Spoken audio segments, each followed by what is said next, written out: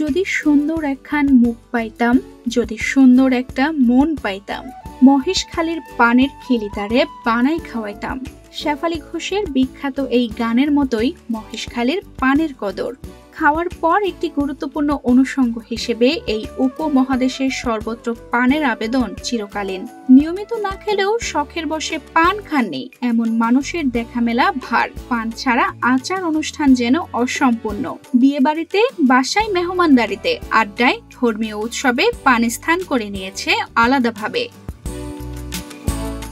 বাংলাদেশের এক এক অঞ্চলে এক এক স্বাদ ও গুণের পান উৎপাদিত হয়।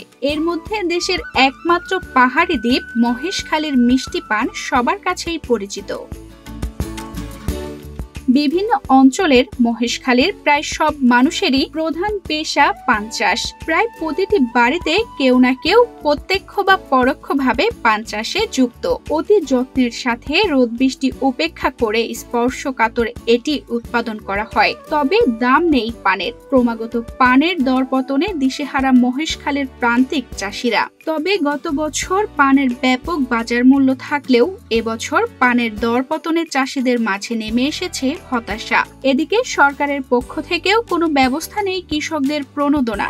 ভাই আমরা দেশত তো পান চাষি বনে গেলে আমরা বাদ খাই না আমরা কি করে চললাম ইনকামা গিয়ে আমরা ফসল নেওয়ার শ্রমিকের দাম ভাড়া মানে মাদেশরে কিনা পায় খেত করে কিছু পরিবর্তন নয়। সরকার থেকে কোনো অর্থ সাহায্য পাইতেছে না। সরকারের আগে পানের ক্ষেতের জন্য লুম আসতো, লুমও আসতেছে না। তাই আমাদের কৃষকের একটা দাবি হলো সরকারকে নিত্য বিশ ফাঁসের নিত্য প্রয়োজনীয় বাজারটা সরকারকে নিয়ন্ত্রণে করে 20 ফাঁসের দামটা কমাই দিতে হবে, না হলে আমরা কৃষকেরা ক্ষতিগ্রস্ত হতে থাকবো। গত বছর প্রতি বিড়া পান বিক্রি হয়েছে 600 থেকে 700 টাকায়। তবে এবছর কমেছে পানের দাম। বর্তমানে প্রতি বিড়া পান বিক্রি হচ্ছে 100 টাকায়। খরচ বাড়ে গিয়ে দাম বেশি, 5000 টাকা ভর, 20,000 15,000 ধরে বাড়ে কিনে ভরগে।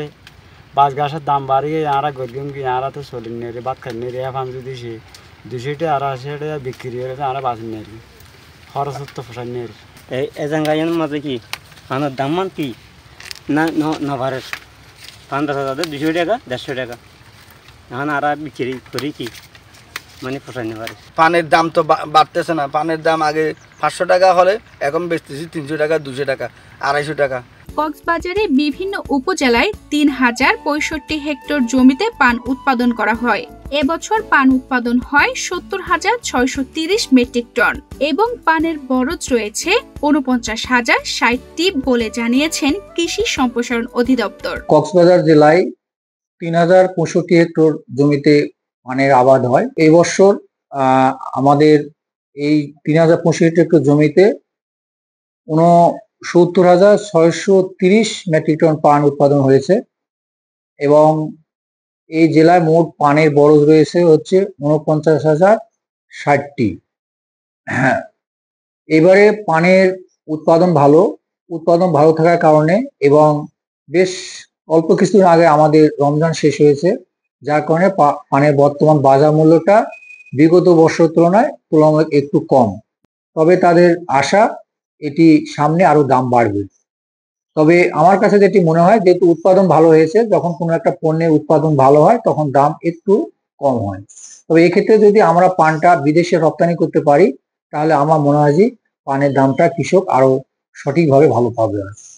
সরকারের পক্ষ থেকে পান চাষিদের নেই কোনো প্রণোদনা। কৃষকদের সুবিধার্থে প্রণোদনা দেওয়ার ব্যবস্থা করতে সরকারের কাছে চিঠি দিয়েছেন বলে জানান কৃষি অফিস।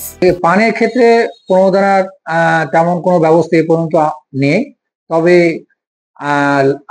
আমি কৃষি সম্প্রসারণ অধিদপ্তর থেকে আমরা সরকারের কাছে রিকোয়েস্ট করেছি, অন্যান্য পণ্যের ক্ষেত্রে যেমন 4% ইন্টারেস্টে লোন দেওয়া হয়, যদি পানের ক্ষেত্রে পান চাষিদেরকে 4% ইন্টারেস্টে লোন দেওয়া হয় তাহলে পানের উৎপাদন বাড়বে এবং পানের উৎপাদন বাড়লে যারা পান চাষির সঙ্গে সম্পৃক্ত তাদের জীবনযাত্রার মান বৃদ্ধি পাবে।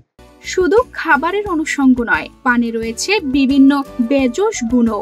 গবেষকদের মতে হজম শক্তি বাড়াতে পানের কোনো বিকল্প নেই। তেমনি আবার রক্তচাপ থেকে শুরু করে ডায়াবেটিস নিয়ন্ত্রণেও খুব কার্যকারী। এমনকি পান পাতায় আছে অ্যান্টিঅক্সিডেন্ট, যা ক্যান্সারের ঝুঁকি কমায় এবং দেহে ক্যান্সার সৃষ্টি প্রতিরোধ করে।